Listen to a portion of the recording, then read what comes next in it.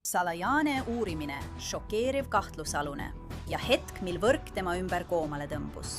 Ja me suutsime öelda 13 juulil kell 20:30 on aeg Rex Shermani peale liikuda. Ta aitas lahendada ühe Ameerika kõige kummitavama sarimõrvari mõistatuse. Kas sa olid üllatunud, kui nad sinu poole pöördusid? Ja ütlesid, et Rex Sherman on meie peamine kahtlusalune. Et see oli arhitekt, kes töötas siin Manhattanil. Nüüd avaldab endine politseikomissar Rodney Harrison, mida ta tegelikult arvab mehest, kes terroriseeris aastaid Long Islandit.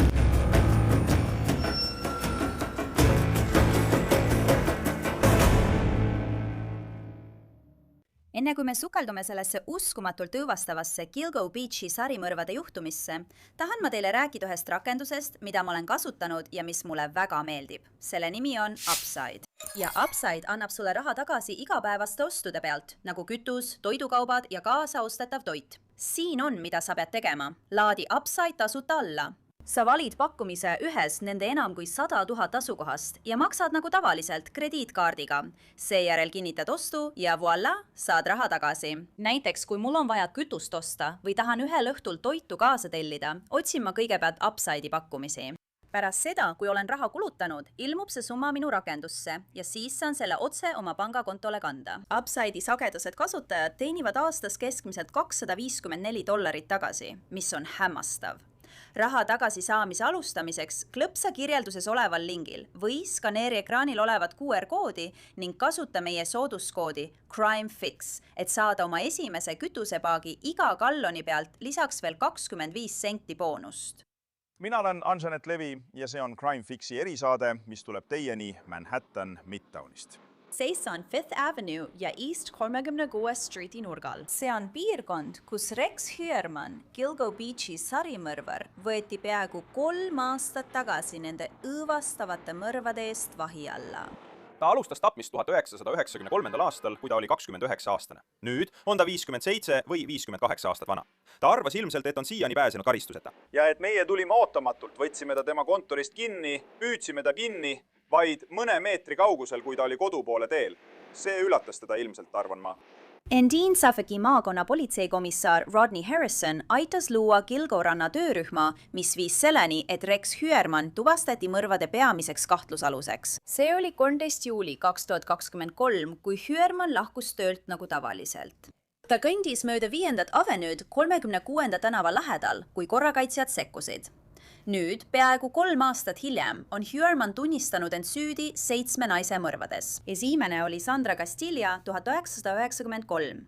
Aasta novembris Valerie Mack tapeti. 2000 aastal Jessica Taylor 2003. Aastal seejärel mõrvati Maureen Brainerd Barnes 2007. aastal.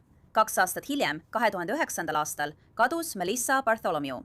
Megan Waterman suri 2010. aasta juunis ja mõne kuud hiljem, 2010. aasta septembris, kadus Amber Lynn Costello. Sherman tunnistas üles 8. naise Karen Vergata mõrva 1996 aastal, kuid ta ei esitanud tema surma puhul süüdistust. Mõned inimesed uskusid, et need mõrvad ei pruugi kunagi lahendust leida. Gilgo Nelliku, Maureen Brainerd Barnes'i, Megan Watermani, Amber Costello ja Melissa Bartholomew'i surnukehad leiti 2010. aasta detsembris Ocean Parkway äärest Gilgo ranna lähedalt. 4 väikest kasvu naise, kes töötasid seksitöötajatena, sünge leid raputas Long Islandi ja viis ühe pikima ning intensiivseima sarimõrva uurimiseni New Yorgi ajaloos. Uurimine edenes alguses hästi, kui uurijad avastasid mobiiltelefonide signaale Massapequa Parkist Long Islandil ja Midtown Manhattanilt. Kuid siis 2012 aastal võttis uurimise üle uus politseiülem James Burke ja uurimise hoog näis raugevat. Föderaalvõimud tõrjuti kõrvale ja Gilgo Beachi sarimõrvari juhtum näis külmuvat.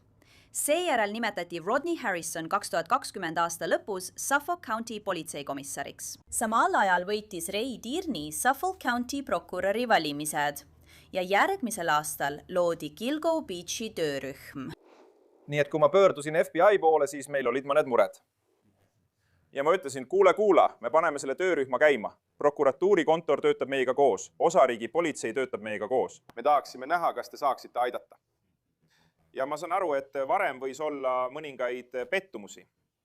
ja nad ütlesid mulle absoluutselt mitte. Me ei tee koostööd ei teie ega teie uurijatega seal, sest neid on varem tõrjutud. Neil ei ole olnud ligipääsu juhtumile ega uurimistoimingutele, mida on tehtud. See on üsna tavaline olukord, kus uurijad ei soovi väljastpoolt abi. Nad tunnevad, et saavad uurimisega ise hakkama. Kuid Suffolki maakonna politseiosakonnal ei ole tingimata parimad ressursid ja andmebaasid. Ja just sellepärast arvasin, et FBI oleks äärmiselt oluline ning lõpuks nad seda ka olid. Nii et ma pidin talle kuidagi selgitama, et edaspidi sul rohkem probleeme ei tule ja kui tuledki, siis olen mina nüüd siin. Kuna olin veidi nagu outsider, olnud mul mingeid lojaalsusi ega vajadust kellelegi meele järele olla.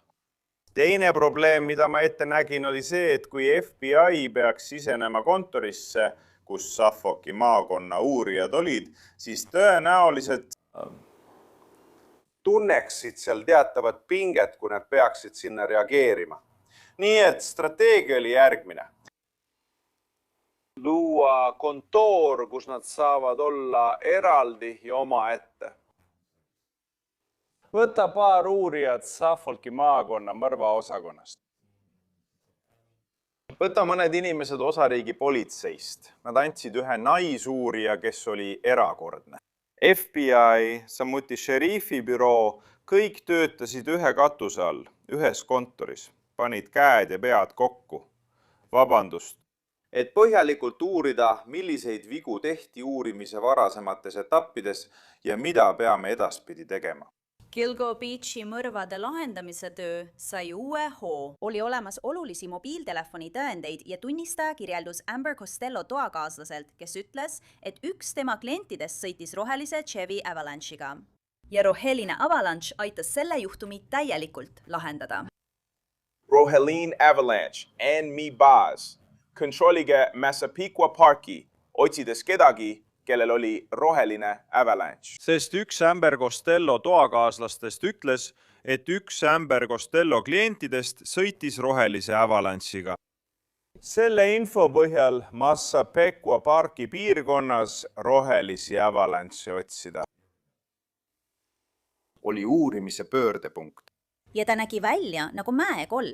Kas see polnudki kirjeldus? See aitas ka kaasa. Tead, see oligi üks põhjusi, miks ta nii palju silma paistis. Ta oli 6 jalga, 4 tolli pikk, kaalus 300 naela, nägi välja nagu mäekoll, tihedad juuksed. Ta oli üks neist inimestest, keda Amber Costello toakaaslased otsustasid mitte röövida. Ja see oligi üks nende. Asju, mida nad tegid. Iga kord, kui klient tuli, nad röövisid neid ja võtsid nende raha. Nad otsustasid seda inimest mitte röövida tema suuruse tõttu, kuid nad mäletasid teda ja mäletavad ka autot, millega ta sõitis.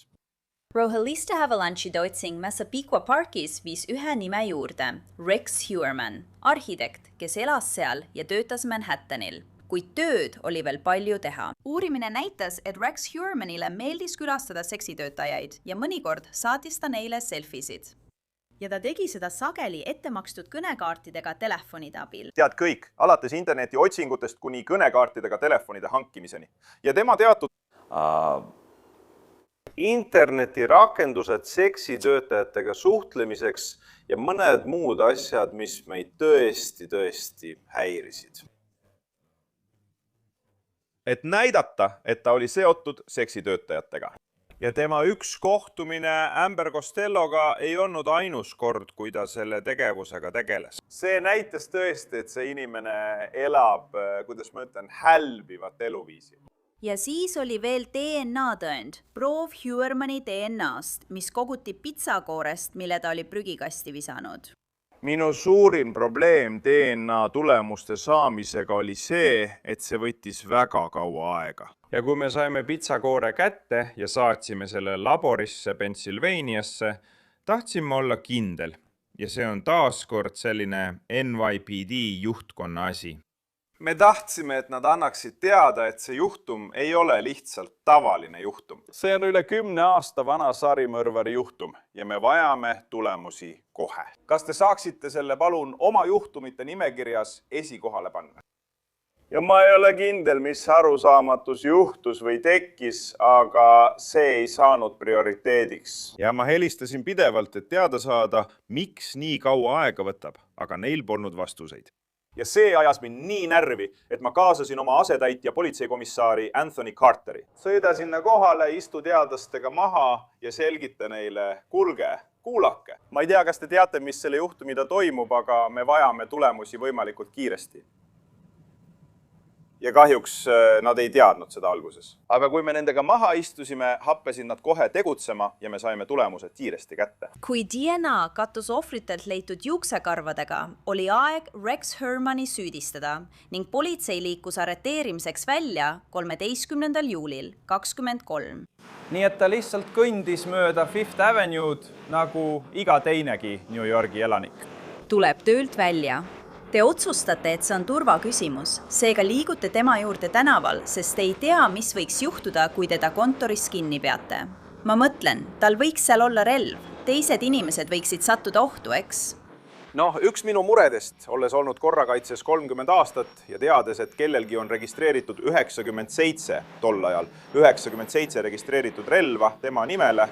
Minu suurim mure oli, kui me tema juurde lähme, kas see võib kujuneda olukorraks, kus asi võib lõppeda tulevahetusega. Nii et mul olid mõned mured, kas tal on relv kaasas, kas kotis oli relv. Teate, ta on suur mees, kas ta hakkab vastu ja alustab suurt tulevahetust. Nii et muresid oli, aga rääkides ülesandega seotud meeste ja naistega, arvasid nad, et see on parim strateegia. Koostöös Ray Tierney'ga, veendudes, et me püüame saada võimalust temaga rääkida ja vaadata, kas ta oleks valmis infot jagama, ongi põhjus, miks me ta siia kinni panime. Ja strateegiaks oli ta viia tagasi Yaphanki Long Islandile, et näha, kas ta oleks valmis koostööd tegema, aga ta ei olnud. Kas sind üllatas, et ta ei tahtnud rääkida, et ta võttis advokaadi? Ma ei ole kindel, et see üllatus on õige sõna. Ma ütlen nii. Lihtsalt teadmine, et ta ei tahtnud midagi öelda, see on midagi, mida kuritegusid toime panevad inimesed teevad kogu aeg. Nad võtavad endale advokaadi, nagu öeldakse. Nii et tema advokaadi küsimine ei olnud minu jaoks suur üllatus. Jällegi, tema reaktsioon oli veidi muret tekitav. Ja see äratas mu tähelepanu veidi. Sest kui sind süüdistatakse Ocean Parkway naiste surmades ja ainus vastus või reaktsioon on ma tahan advokaati, ma ei tea, tõesti, kui ma seda infot kuulsin, tekitas see minus mõningast muret. Rex Heuermannile esitati mõrvasüüdistus. Rodney, see on sinu esimene kord siin kohas, kus Rex Heuermann peaaegu 3 aastat tagasi vahi alla võeti. Kuidas on seista siin kohas, kus sinu teada sinu ametnikud ta kinni pidasid? Kuula, mul ei ole otseselt mingeid tundeid siin praegu olla. Ma tean lihtsalt, et ülesandega määratud mehed ja naised tegid tõesti suurepärast tööd. Hoidisime tema asukoha üle silma peal. Veendusime, et kogusime tõendeid, mis seoksid need avastatud kehad Ocean Parkway. Ja siis kiidusõnad Ray Turnerile, kes suutis otsuse teha ja päästiku vajutada selle päeva osas, millal ja kus me ta arreteerime. See oli kena meeskonnatöö Suffolki maakonna korrakaitsjate poolt, mis võimaldas sellel asukohal olla see koht, kus me selle kohutava inimese tänavatelt eemaldasime. Kas sa olid üllatunud, kui nad sinu juurde tulid ja ütlesid, et Rex Heuermann on meie peamine kahtlusalune? Et see oli arhitekt, kes töötas siin Manhattanil? Et see oli sinu mees? Mees, kes näeb välja nagu tavaline pereisa, kes käib iga päev oma arhitektuuribüroosse tööle. Nii et sarimõrvarid võivad olla igasuguse välimuse ja suurusega. Kuula, ma ei olnud tingimata selles kohas, kus ma automaatselt eeldasin, et Rex Heuermann on meie mees. Ma teadsin, et oli vaja veel palju rohkem uurimist, et proovida teda nende naiste surmadega seostada. See on mõrva uurimine, põhitõed. Sa ei saa kahtlusalust ja ei ütle kohe, et see ongi meie inimene. Nüüd pead hakkama juhtumit üles ehitama. Ja mida me saame teha, et teda nende surmadega seostada? Ja see on kas tehnoloogia, teadus, koostööd tegevad inimesed, palju erinevaid tõendeid, mida me pidime kokku panema, et öelda, sa kuulad Rex Heuermannit, meie meest. Aga üks asi, mida ma ütlen, on see, Isegi kui me olime ta tuvastanud, jätkasime ikkagi uurimist ja proovisime saada inimesi koostööle erinevatel viisidel. ja kui juhtum hakkas arenema, hakkasime nägema tema harjumusi ning see tugevdas meie seisukohta, et temast sai huvipakkuv isik. kui kuud möödusid, esitati Huermanile süüdistus veel mitme naise tapmises. Maureen Brainerd Barnesi, Sandra Castilla, Jessica Taylori ja Valerie Mackie mõrvades. Üle 2 aasta vähemalt avalikkuse ees. Rex Huerman väitis, et ta ei sooritanud mõrvu, hoolimata ülekaalukatest DNA tõenditest juustest, mis sidusid ta 7 naise tapmisega. Siis 2026. aasta aprillis muutis Huerman oma ütlust. Kas olete seda juhtumit oma advokaadiga arutanud? Jah, olen. Kas teil on olnud piisavalt aega, et juhtumit advokaadiga arutada? Jah, olen.